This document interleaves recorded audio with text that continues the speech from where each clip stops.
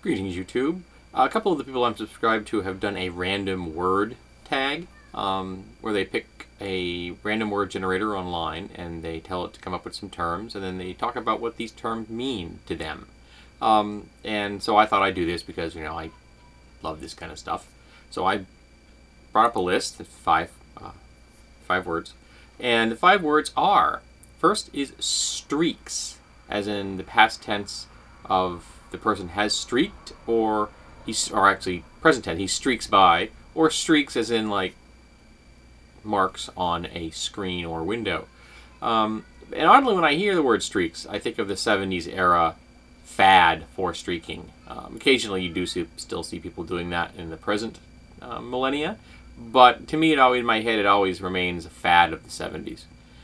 Next is auditioning, and which is interesting because in a lot of ways, I feel like I'm constantly auditioning for you folks. Every video is an introduction. Every video is someone's first time seeing me. So on YouTube, I think that in many ways, all of us who are content providers, who are putting things up here for others to view, are auditioning on a regular basis. I got lucky on the 3rd term, because it's a cool word, which is centaurs, which is from the classic Greek creature. And it was actually interesting because it's not the capital C centaur, it's the lowercase c, so it's just like a plural term of centaurs. Because a lot of times when people discuss the classical Greek era, they'll discuss a specific centaur. I can't remember the name of the most famous one, it skips my mind. He taught some hero something or other.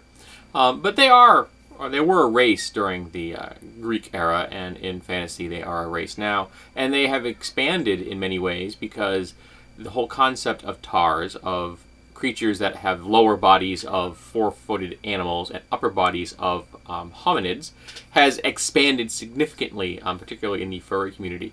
And I have collected numerous combinations of those over the years, and they are rife in fantasy games. You'll find tars of all varieties.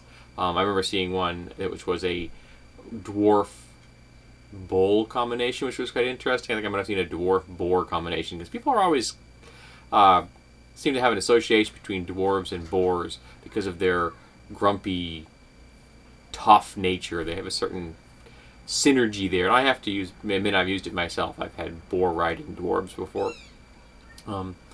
The boars are a little less picky about what they eat than horses, at least, and it's a little more acceptable if you eat a boar than if you eat a horse. But the centaurs is an interesting term. They're an interesting race, and I'm kind of glad I got that word. The next is an abbreviation or a slang term for the word celebrity, and that's celeb. And I've never been a big fan of celebs. Celebrity itself is kind of odd. I can't say that I'm caught in the light of celebrities easily. I do have respect for certain people that are in the entertainment industry or have become famous for some other reason, so that they become celebrities. But I don't find myself attracted to them because they are celebrities. Lots of people are celebrities in the world today simply because they're famous. They haven't really done much other than be in the news. And of course, a lot of that comes out of reality TV, which I don't watch. And occasionally people will talk about individuals. For example, a musical artist, Kesha, I think it is. Someone mentioned Kesha recently, and I realized I didn't have a clue who Kesha was. I recognized the name, but I could not associate any music with that person. I know it's a woman. That's about all I know. So for me, that term, that her name, doesn't really have any cachet. And celeb is not a term that I'm really overly attracted to. And last we have, which is also an interesting word, emboldened, which is interesting. To be emboldened, to be, to go forth, to be bold, to be brave, to strive. That's an interesting term because it's not just the act of being bold. To be emboldened is to be bolstered. So something has to help you become emboldened.